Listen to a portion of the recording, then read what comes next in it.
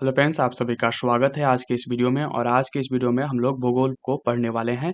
यह हमारा लोसेन समान ज्ञान का वीडियो सीरीज चल रहा है और हम लोगों ने इतिहास को समाप्त करते हुए अब भूगोल में आ चुके हैं। तो आप सभी का स्वागत है इस सफ़र में। और चलिए शुरू करते हैं अपने इस टॉपिक भूगोल को।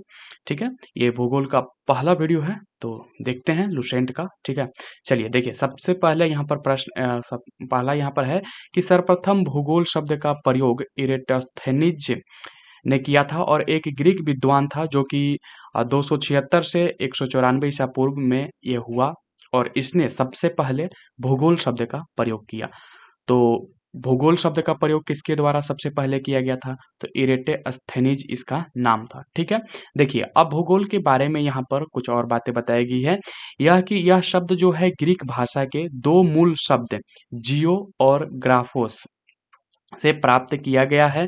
दोनों को एक साथ रखने पर इसका अर्थ बनता है पृथ्वी का वर्णन। ठीक है, देखिए यहाँ पर बताया गया कि भूगोल शब्द जो है वह दो शब्दों से मिलकर बना है। एक तो जियो हो गया और दूसरा ग्राफोस। ठीक है, ये दो शब्द मिलकर बना हुआ है। जियो का मतलब हो गया यहाँ पर पृथ्वी। ठीक है, जियो का अर्थ क्या हो गया?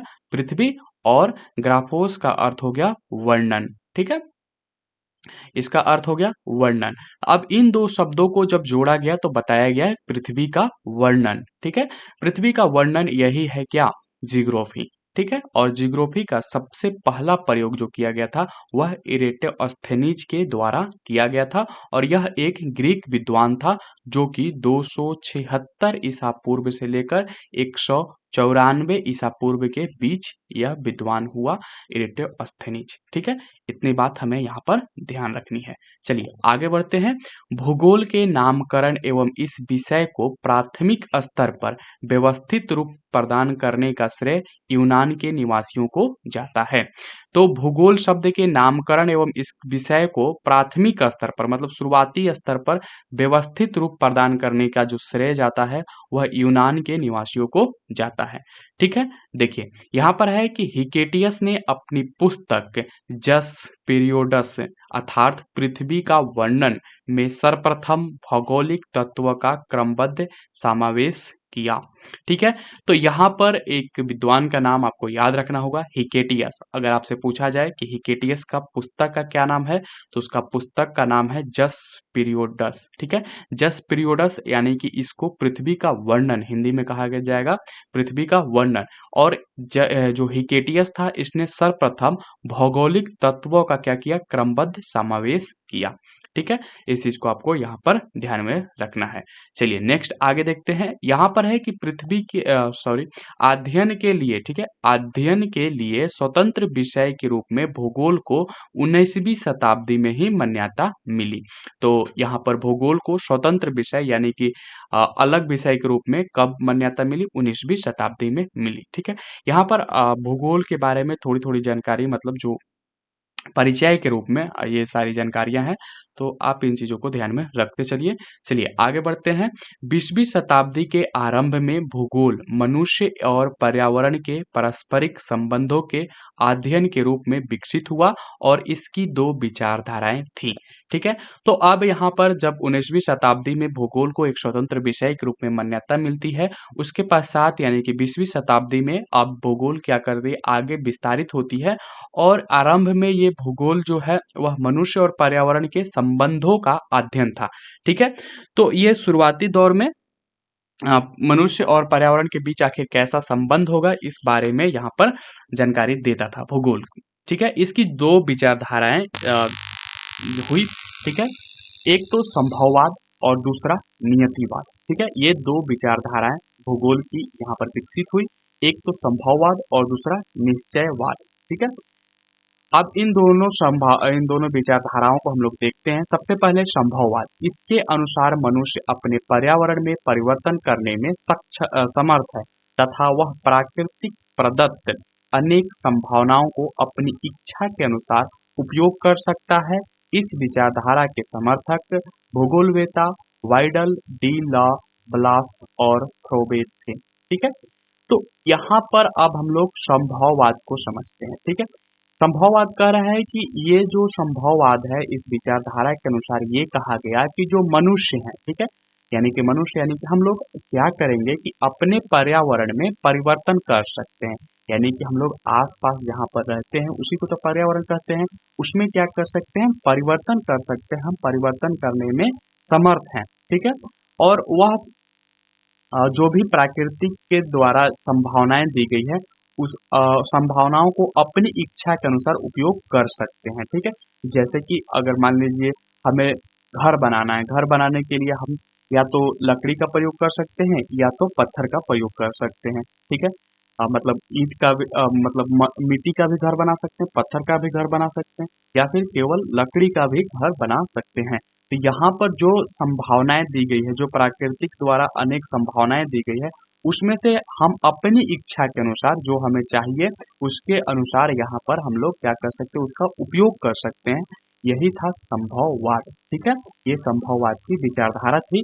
और आपको यहाँ पर ध्यान से इतना रखना है कि संभववाद के जो समर्थक थे उनका नाम क्या है। तो वाइडल डी ला ब्लॉस और फ्रोबे, ये दो भूगोलवेता थे जो कि इस विचारधारा के समर्थक थे।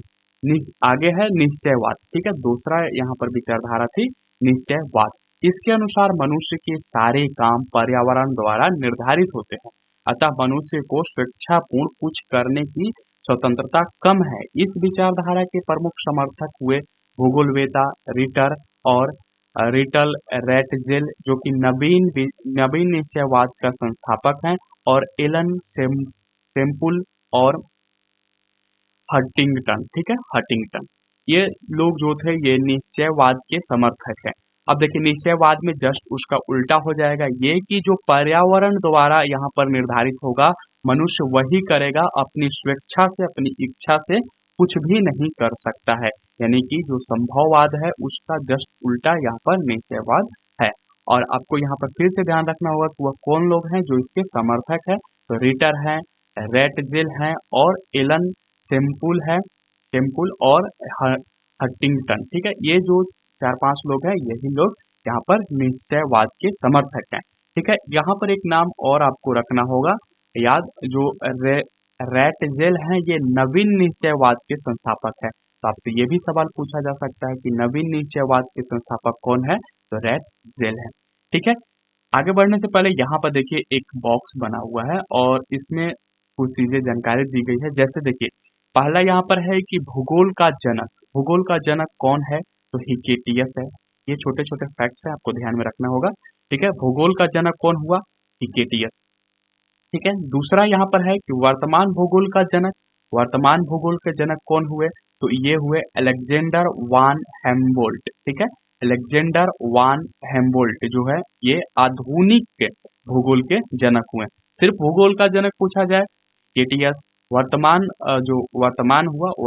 भूगोल का जनक जो है वह अलेक्जेंडर वान हेम्बोल्ट है। ठीक है, तीसरा यहाँ पर है कि व्यवस्थित भूगोल का जनक। ठीक है, व्यवस्थित रूप से जो भूगोल के जनक हुए वह इरेटोस्थनीज हुए। ठीक है, इरेटोस्थनीज। चलिए आगे देखते हैं व्यवस्थित भूगोल का जनक इरेटोस्थनीज। आगे बढ़ते हैं, यहाँ पर चौथा है भौतिक भूगोल का जनक। भौतिक भूगोल का जो जनक हुए वह पोलिडोनियम हुए। ठीक है, पोलिडोनियम क्या हुआ, ये भौतिक भूगोल के जनक है। ठीक है, पोलिडोनियम। सांस्कृतिक भूगोल का जनक। ठीक है, सांस्कृतिक भूगोल का जनक कौन है, ये अगर आपसे पूछा जाए तो कार्ल ओ शावर। ठीक है, सांस्कृतिक भूगोल के जनक कार्ल ओ शावर। आगे है कि गणितीय भूगोल के संस्थापक। ठीक है, गणितीय भूगोल के संस्थापक हेल्स एवं एनेक्सीमिंडर। ठीक है, हेल्स एवं एनेक्सीमिंडर, ये लोग जो थे ये गणितीय भूगोल के संस्थापक के रूप में जाने गए। ठीक है, आगे है यहाँ पर सातवां कि विश्व ग्लोब का निर्माता, विश्व ग्लोब जो होता है ग्लोब है उसके निर्माता कौन हुए, वह मार्टिन बेहम जो है वह विश्व ग्लोब के निर्माता हुए, मार्टिन बेहम। ठीक है, आगे बढ़ते हैं, विश्व मानचित्र के निर्माणकर्ता। ठीक है, तो यहाँ पर हम लोग ग्लोब के बारे में बात किए, ग्लोब का निर्माणकर्ता कौन हुआ, मार्टिन बेहम। ठीक है, वहीं पर अगर मानचित्र की बात किया जाए तो मानचित्र के जो निर्माता हैं वह अनेग्जीमेंडर। ठीक है, अनेग्जीमेंडर ये थे। ठीक है, आगे है कि भौगोलिक विश्वकोश का रचनाकार। ठीक है, भौगोलिक विश्वकोश का जो रचनाकार है वो स्ट्राबो है। ठीक है, स्ट्राबो याद रखिएगा। भौगोलिक विश्वकोश का रचनाकार कौन है? स्ट्राबो। चलिए अब हम लोग आगे बढ़ते हैं। यहाँ पर देखिए भूगोल की कुछ परिभाषा दिया गया है, ठीक है। जैसे कि हम लोगों ने ऊपर पढ़ा कि जो जियोग्राफी है वह ग्रीक शब्द से जियो और ग्राफोस से मिलकर बना है, जिसका अर्थ होता है पृथ्वी का वर्णन। अब यहाँ पर कई विद्वान जो हुए, कई भूगोलवेता जो हुए, उन्होंने अपना अपना परिभाषा रखा भूगोल के बारे में, ठीक है। तो यहाँ पर हम लोग एक एक करके उनकी परिभाषा को देखेंगे। देखिए पहला यहाँ पर जो परिभाषा रखा गया वह स्ट्रोबो के द्वारा रखा गया, और इन्होंने कहा कि भूगोल एक ऐसा स्वतंत्र विषय है जिसका उद्देश्य लोगों को विश्व आकाशीय पिंडों, स्थल, महासागरों, जीव जंतुओं, वनस्पति, फलों तथा भू धरातल के क्षेत्रों में देखी जाने वाली प्रत्येक अन्य वस्तु का ज्ञान प्राप्त करना है, ठीक है। फिर से एक बार समझते हैं। देखिए स्ट्रोबो ने कहा कि भूगोल एक क्या है? स्वतंत्र विषय है, ठीक है। इन्होंने कहा कि भूगोल एक स्वतंत्र विषय है और इस विषय का उद्देश्य है कि लोगों को विश्व, आकाशीय पिंडों, स्थल, महासागरों, जीव जंतुओं, वनस्पति, फलों तथा भू धरातल के क्षेत्रों में देखी जाने वाली प्रत्येक वस्तु, ठीक है, प्रत्येक या अन्य वस्तु का ज्ञान प्राप्त करना चाहिए। यानी कि जो देखी जा सकती है उन सभी वस्तुओं का ज्ञान प्राप्त करना चाहिए, साथ ही साथ उन वस्तुओं को भी ज्ञान प्राप्त करना चाहिए जो नहीं देखी जा रही है, क्योंकि इन्होंने लिखा है कि देखी जाने वाली प्रत्येक अन्य वस्तु, ठीक है, जो देखी जाने वाली उसके साथ साथ कोई अन्य वस्तु भी है उसके बारे में भी यहाँ पर हमें ज्ञान प्राप्त करना, जो प्राप्त करना कराना है, ये भूगोल का वहाँ पर क्या है? एक तरह से परिभाषा है, ठीक है।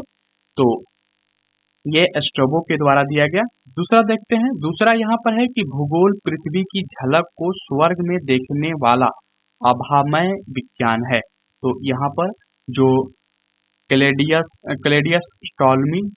टॉल्मी जो थे, इन्होंने कहा कि भूगोल क्या है? भूगोल जो है पृथ्वी की झलक को स्वर्ग में देखने वाला आभामय विज्ञान है। तो ये सिर्फ यहाँ पर आपको परिभाषा को ध्यान में रखना है, ऐसा कुछ है नहीं कि याद करने की जरूरत है, बस पढ़ लीजिए। देखिए आगे है कि भूगोल वह विज्ञान है जिसमें पृथ्वी को स्वतंत्र ग्रह के रूप में मान्यता देते हुए उसके समस्त लक्षणों, घटनाओं एवं उसके अंतः संबंध का अध्ययन किया जाता है। तो यहाँ पर इन परिभाषा से आपको ये समझ में आएगा कि भूगोल आखिर कहते किसे हैं, ठीक है। तो यहाँ पर कहा गया कि भूगोल वह विज्ञान है जिसमें पृथ्वी को स्वतंत्र ग्रह के रूप में मान्यता देते हैं हम लोग, ठीक है, कि जो पृथ्वी है वह एक स्वतंत्र ग्रह है और इसके समस्त लक्षणों, घटनाओं, ठीक है, और उसके अंतः संबंध का अध्ययन किया जाता है। यानी कि पृथ्वी का क्या लक्षण है, पृथ्वी पर क्या घटनाएं घटती हैं, और साथ ही साथ इन घटनाओं का और इन लक्षणों का क्या संबंध है, इन सारी चीजों के बारे में यहाँ पर हम लोग भूगोल के अंतर्गत अध्ययन करेंगे। ये कार्ल रीटर का कहना था, ठीक है, कार्ल रीटर का परिभाषा था। आगे है कि भूगोल में पृथ्वी के उस भाग का अध्ययन किया जाता है जो मानव के रहने का स्थान है, ठीक है। तो यहाँ पर जो चौथा परिभाषा दिया गया था ऑर्थर होम्स के द्वारा, ठीक है, ऑर्थर होम्स कहते हैं कि भूगोल कुछ नहीं, भूगोल वह है जो भूगोल में हम लोग क्या करेंगे कि भूगोल में पृथ्वी के उस भाग का अध्ययन करेंगे जहां पर मानव का रहने का स्थान है, ठीक है। तो ये था आर्थर होम्स का कथन, ये परिभाषा थी। तो ये चार परिभाषा आपको यहाँ पर दिया गया था। और इसी तरह से ये जो हमारा पहला वीडियो है भूगोल के ऊपर, जिसमें हम लोग भूगोल के बारे में मतलब कह सकते हैं कि ये भूगोल का परिचय था। तो अगली जो हमारी वीडियो आएगी वह ब्रह्मांड के ऊपर आएगी और यहाँ से हमारा भूगोल वास्तव में शुरू होगा ब्रह्मांड से, ठीक है। तो मिलते हैं नेक्स्ट वीडियो में जिसमें हम लोग ब्रह्मांड के बारे में जानेंगे कि किस तरह से ब्रह्मांड का विकास हुआ और उसका किस तरह से मतलब ब्रह्मांड का निर्माण हुआ, और साथ ही साथ कुछ महत्वपूर्ण फैक्ट को भी यहाँ पर हम लोग देखते हुए चलेंगे जो कि परीक्षा के लिए महत्वपूर्ण होगा। तो मिलते हैं नेक्स्ट वीडियो में। और ये हमारा लुसेंट सामान्य ज्ञान का वीडियो सीरीज चल रहा है, आप चाहें तो चैनल को सब्सक्राइब कर सकते हैं, और अगर ये वीडियो आपको पसंद आए तो लाइक कीजिए, दोस्तों के साथ शेयर भी कर दीजिए, ठीक है। तो मिलते हैं अगले वीडियो में जिसमें हम लोग ब्रह्मांड के बारे में पढ़ने वाले हैं।